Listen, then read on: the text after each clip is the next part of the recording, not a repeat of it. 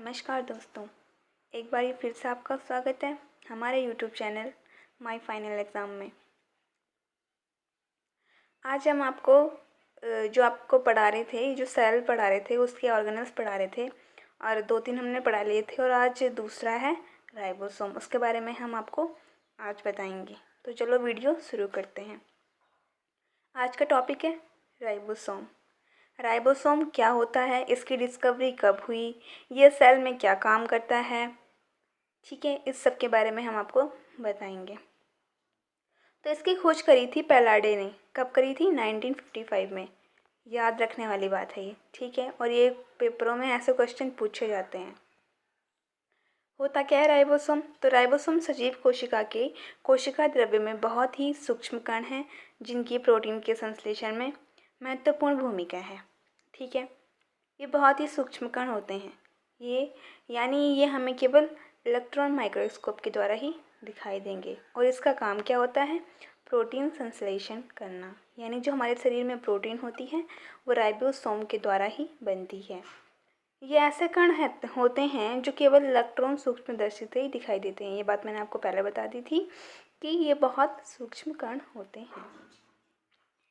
ये आनुवंशिक पदार्थों के संकेतों को प्रोटीन श्रृंखला में परिवर्तित करते हैं। ये क्या करते हैं? जो आनुवंशिक पदार्थ के संकेत होते हैं उनके प्रोटीन श्रृंखला में परिवर्तित करते हैं। ये कहाँ पाए जाते हैं? तो ये कहाँ पाए जाते हैं? Endoplasmic reticulum. एंडोप्लाज्मिक रेटिकुलम हमने आपको पिछले वीडियो में पढ़ा दिया है।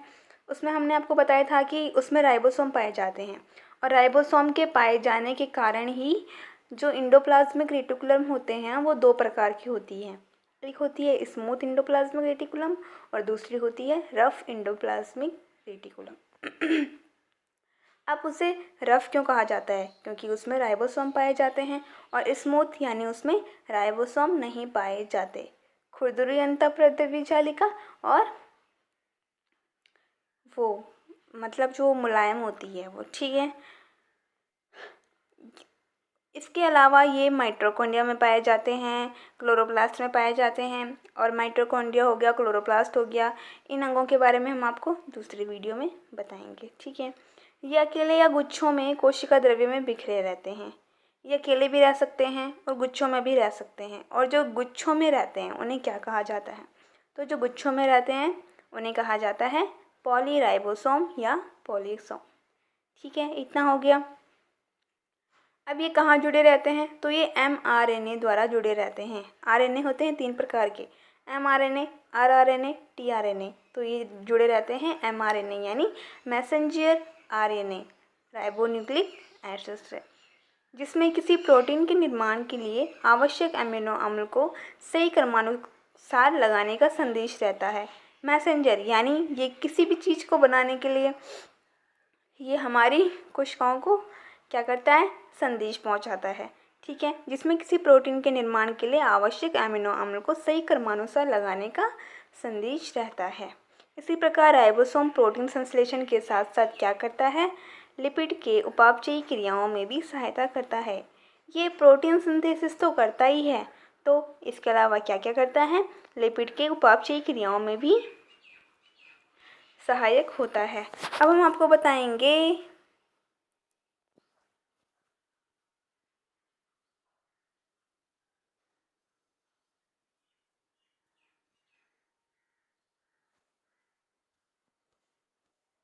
राइबोसोम की संरचना के बारे में, ठीक है। तो ये रहा हमारा राइबोसोम, ठीक है। ये रही हमारी पूरी कोशिका, ओके।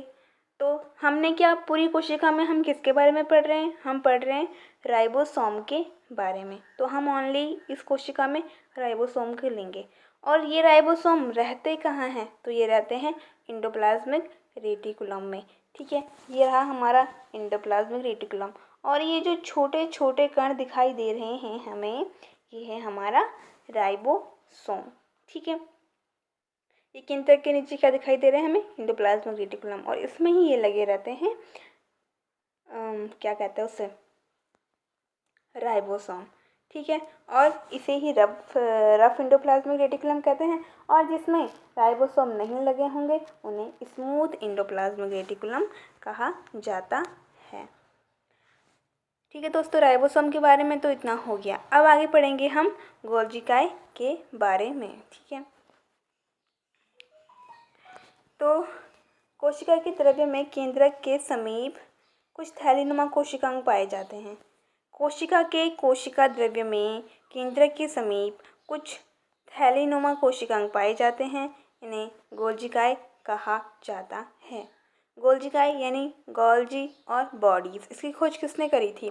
तो इसकी खोज करी थी 1898 में कैमिलो गोल्जी ने, और इसी के नाम पे इनका नाम रखा हुआ गोल्जी बॉडी। ये बहुत ही सरल है याद करने के लिए कि वैज्ञानिक का नाम क्या है?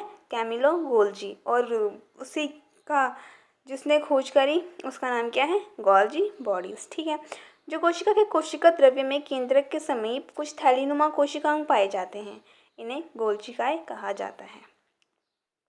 और जो कैमिलो गोल्जी थे वो थे इटली के वैज्ञानिक। ठीक है, और ये कैसे वैज्ञानिक थे? तो ये थे तंत्रिका वैज्ञानिक, जिसने क्या करा था? श्वेत उल्लूक की तंत्रिका कोशिकाओं में इसका पता लगाया था। इसने गोल्जी काय का पता कहाँ लगाया? तो जो श्वेत उल्लूक होते हैं उनकी तंत्रिका कोशिका में इसका पता लगाया था। अब इसकी रही संरचना। ठीक है, तो ये इसकी संरचना, ये हमारी हो गई पूरी कोशिका। ठीक है, इसमें बहुत सारे अंग हो गए, तो हम ओनली पढ़ेंगे गोल्जी एपरेटस के बारे में। तो ये केंद्रक के समीप सटे रहते हैं। ठीक है, और ये कैसे रहती है? मुड़ी हुई संरचनाएं रहती है, क्षणनुमा रहती है। ठीक है, ये रही गोल्जी बॉडीज। इसके जो आगे का सिरा रहता है उसे कहते हैं सिसफेस, और जो पीछे का रहता है उसे कहते हैं ट्रांसफेस।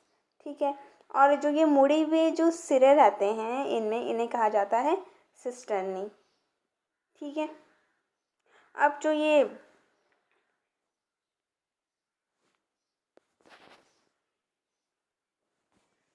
न्यूली फॉर्मिंग वेसल्स, और ये जो यहाँ पे हैं इन्हें न्यूली फॉर्मिंग वेसल्स, यानी ये अन्य गोल्जी काय का निर्माण करते हैं। यहाँ पे नए नए जो मतलब वेसल्स जिसका फॉर्मिंग होता है उन्हें न्यूली फॉर्मिंग वेसल्स कहा जाता है। ठीक है, आकृति कैसी होती है इसकी? तो इसकी आकृति होती है चपटी, तथा ये एक के बाद एक समांतर रूप में स्थिर रहती है। साधारण सूक्ष्मदर्शी से देखने पर यह कैसे दिखाई देती है? तो यह मुड़ी हुई छड़ के समान बिखरे रहते हैं, जिन्हें डिक्टियोसोम कहा जाता है। गोल्जी काय की झिल्लियों का संपर्क एंडोप्लाज्मिक रेटिकुलम की झिल्लियों से रहता है। इसकी आकृति कैसी होती है? चपटी होती है, एक के बाद एक समांतर रूप में स्थिर रहती है, यानी एक के ऊपर एक रहती है। ठीक है, जब इसे सूक्ष्मदर्शी से देखते हैं तो ये मुड़ी हुई छड़ के समान रचने बनाकर बिखरे रहते हैं, जिन्हें क्या कहा जाता है? डिक्टियोसोम कहा जाता है। गोल्जी काय की झिल्लियों का संपर्क एंडोप्लाज्मिक रेटिकुलम की झिल्लियों से रहता है। इसका संपर्क किससे रहता है? तो ER से रहता है। ठीक है, अब इसके कार्य क्या है? तो ये कोशिका का मुख्य श्रवण अंगक है, यानी सेक्रेटरी ऑर्गन। ठीक है, ये लाइसोसोम और प्रोक्सोसोम के निर्माण में मदद करता है। जब लाइसोसोम बनता है और प्रोक्सोसोम बनता है तो उनके निर्माण में ये मदद करता है।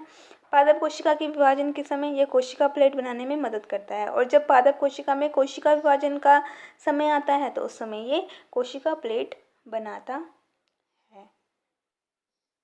ठीक है, आज के लिए इतना ही दोस्तों, नमस्कार।